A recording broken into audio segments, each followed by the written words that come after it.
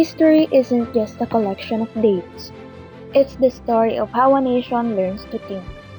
Today, we're embarking on a journey through time, from the oral traditions of our ancestors to the digital classrooms of today. We'll explore how the goals of the Philippine education shifted under different flags and ideologies, shaping the Filipino identity we know today. Let's dig in where we started. Isang makasaysayang araw, ngayon nandito tayo sa Bulacan State University at ating pupuntahan ang mga edukasyon sa mga nagdaang panahon. Tara, samahan niyo ako! Pupunta tayo sa Bulacan ngayon dahil iwa tayo ng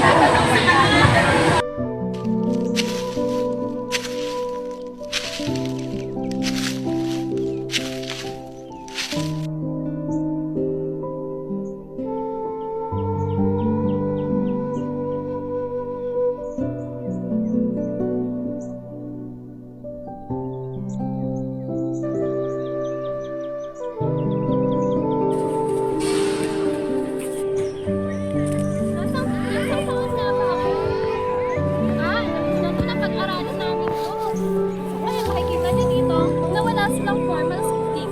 Makikita niyo siya ang namamahala at natawag nilang punong barangay kung totoo sila. Ano nga pala ang nanay at ang kanyang anak? Siya ang gumagabay sa kanyang mga anak dahil nga walang pagtuturo, di ba? Moral values lamang kailangan para matutunan na. Ano naman si ate? Alagad ng babaylan? Hindi ko alam. Tara na nga. Pag naman kaya yung mga lalaki, no? Paano kaya sila nabubuhay? Tinuturuan sila mga aso. So, makikita nyo, nangangaso nga sila para makasurvive sila. Yun ang tanging pangangaso nila. Ngayon, makakonfront natin na ang pre-colonial period, ito lang ay tungkol sa pagtuturo ng kanilang magulang, society, and yung kanilang mga tatay kung paano sila makasurvive. Yun lamang, lipat na tayo.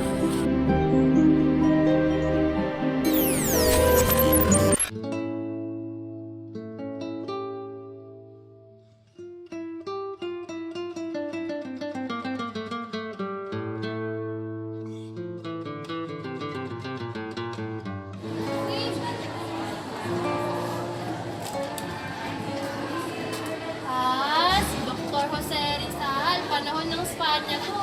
Alam niyo ba, sinakop tayo ng 333 years ng Spanish at tanging mga ilustrado lang nakapag-aral at sapagkat sila daw ay mayayaman.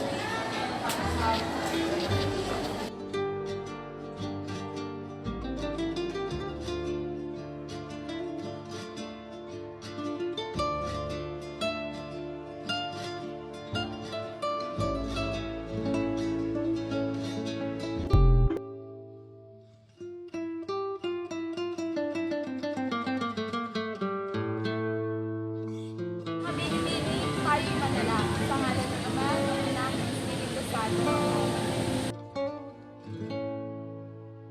Ngayon naman, nandito tayo sa mga kababaihan. Baka nagkakamali kayo, Espanya pa rin to. Ang mga kababaihan dito ay dinadala sa kumbento para mag-aral ng edukasyong panreliyon o sa espesipiko, doktrina.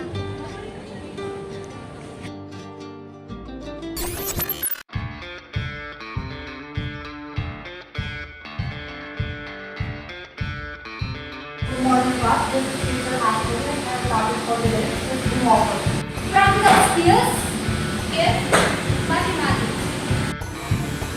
Hala, nagkaklase!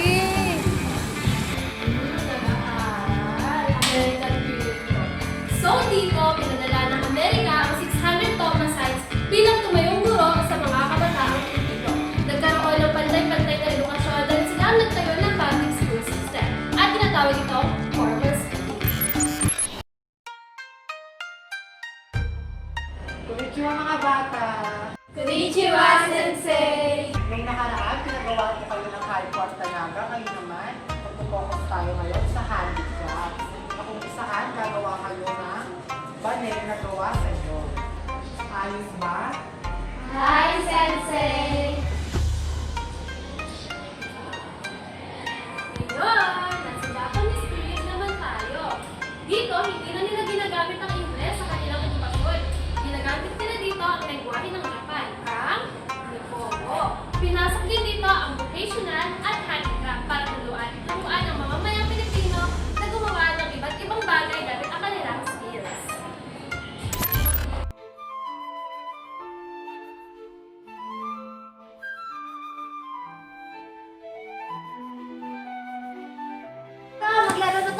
volleyball!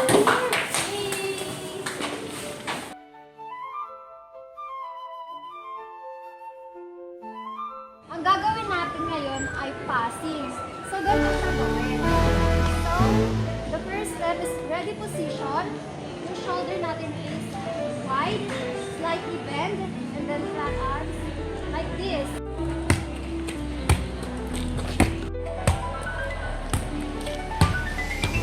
Up. Good.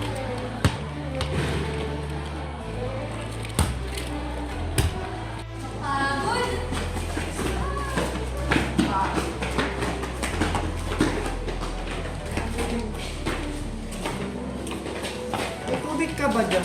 Wala na. Hoy, Judeline, bakit tulog ka pa rin? Kaya na ako tubig. Sa post-colonial pala ako. Hi. So dito, pag-aral na kami, may universities na, ang dami ng gawain naman. Kasi nga, di ba, may public school na, formal schooling na kami dito. Bibigay na ng access ng gobyerno sa pantay-pantay na edukasyon. Yun lang. Hindi na ako.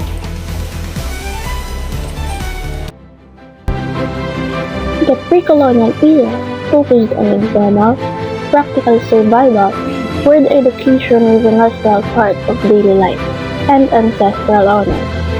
The Spanish and American regime used education as a civilizing force. The Spanish and American regimes used education as a civilizing force, though their goals were worlds apart. One focused on religious salvation and the other on democratic citizenship. The Japanese occupation briefly attempted to pivot the nation toward a pan-Asian identity, using schools as a shield against Western influence.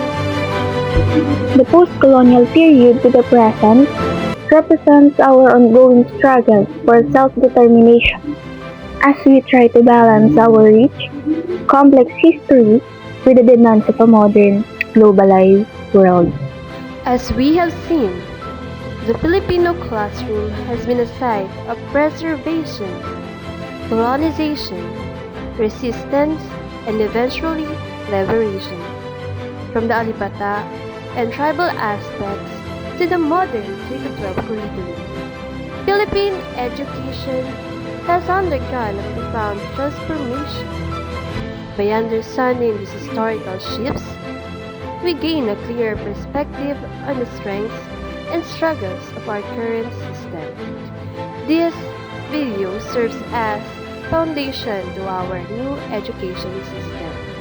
Thank you for joining us on the retrospective look at our nation's intellectual heritage.